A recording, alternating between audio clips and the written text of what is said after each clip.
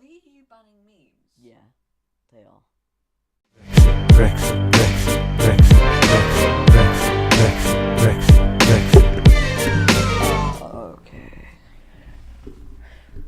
Okay.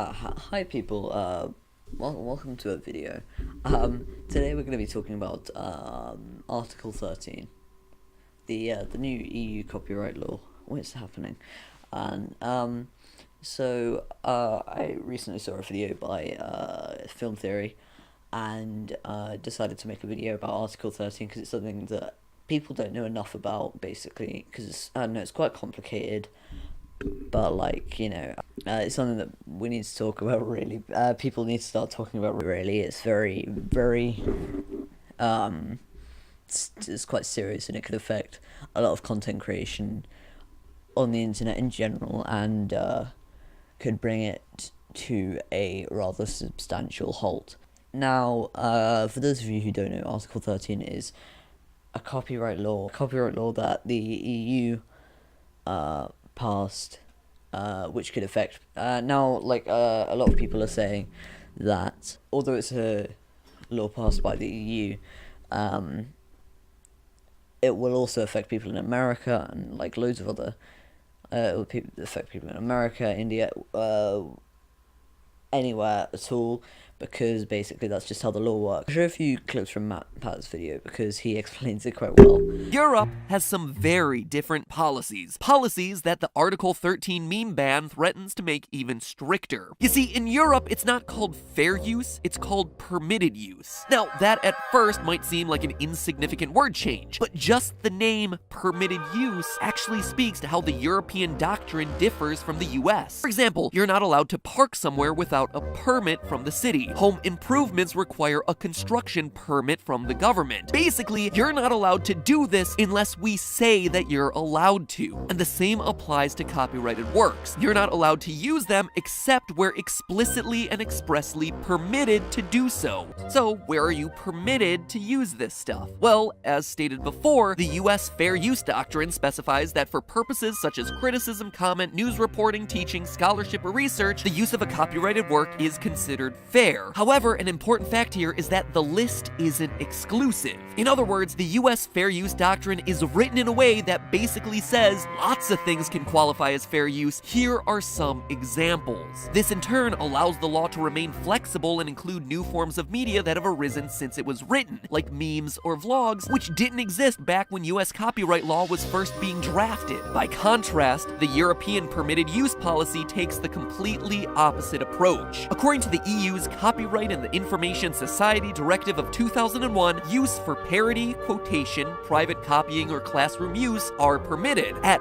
first, that seems pretty similar to US doctrine, but then you realize that's it. That is the whole list. Anything that is not on that list is automatically not allowed. And US lawyers would say, well, this might technically not be a criticism or commentary, but it's not like this person is trying to take anyone else's work and pass it off as their own. Fair use. European Union doctrine as it's written says, is it for classroom? Is it a quotation? Is it parody? Well, then no permit for you. Oh, and that last one about parody might be a bit confusing, but the legal definition of parody is actually very strict. The best example is something like a parody song. In order to officially qualify, the new parody version of the song needs to have lyrics that directly make fun of the original work, so it's a very limited, narrow definition. In short, Europe's copyright doctrine just tends to be a lot stricter. But Article 13 is what threatens to make a bad problem even worse, because now it's actively targeting the idea of safe harbor. It's every day, bro, with the Disney Channel flow. At the moment, it's the law's already been passed, and they say that it's going to be they're still like kind of working around the wording. Now, in MatPat's video, he says that he talks about how copyright laws are written to be quite vague, so that the like people like in the music industry can overwrite things like fair use, although in we don't have fair use in the EU, we have permitted use, I think, something like that. So like it's overwriting stuff like that. It's very, like, I mean, in the EU already, meaning that like it's gonna make it a lot worse, and also it means that content that has any sort of like copyright content, and like fair use isn't even going to come into it as much anymore as it did before. Like before, like you'd make a try not to laugh video and it would get copyrighted because it had somebody else's music in, even though you were reacting to it and you weren't using it your own, and it would get blocked. For example, one of my Legend of Zelda live streams, I don't know about this, but this is probably would happen. One of my Legend of Zelda live streams, actually I think 2, got copyrighted because I wasn't talking over the music in the actual video game, and it got copyrighted.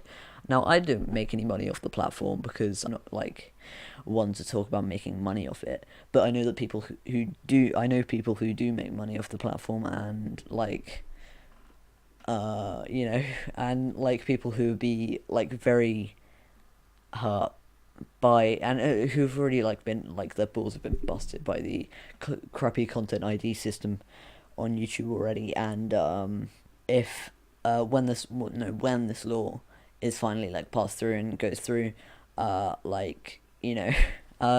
going to be a lot harder to make content on the internet.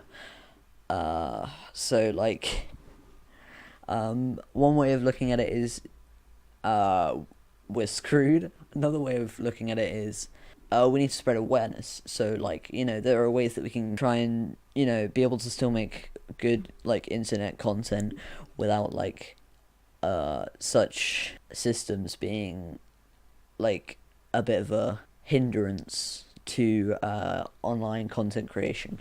So another thing, like people who are against Article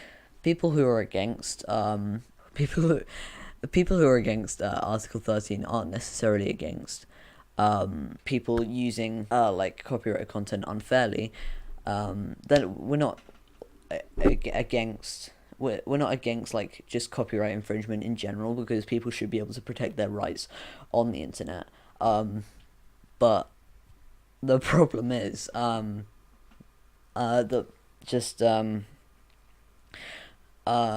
things like fair use just basically won't exist in the EU.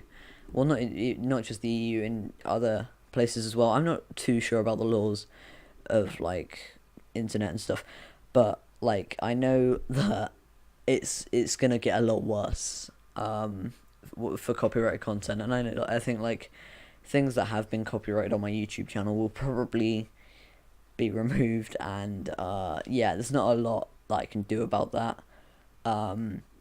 But yeah, I can't re-upload it either or anything like that without like finding the matches and stuff, which would take ages and ages. But like stuff with copyright content and will be blocked off sites, and this isn't just like YouTube. This is Twitter, Tumblr, Facebook, and I can't think of any other. Like Dailymotion actually doesn't have like any sort of like content ID thing like YouTube does.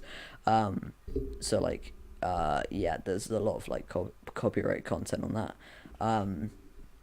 So yeah, a lot of stuff is it's going to be a massive hit for the internet content creation community.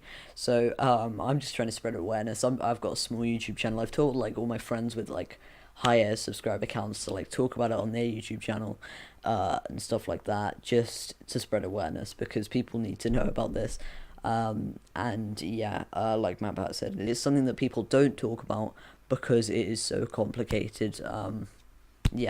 So people like I'll put a link in the description to Matt Pat's video because he explains it a lot better than I have. I'm sure I've missed a lot of stuff out, but so share this video, share Matt Pat's video, and generally spread awareness for the new copyright law. Hopefully I'll find a way around it myself. And goodbye. And that's all of you. Yeah.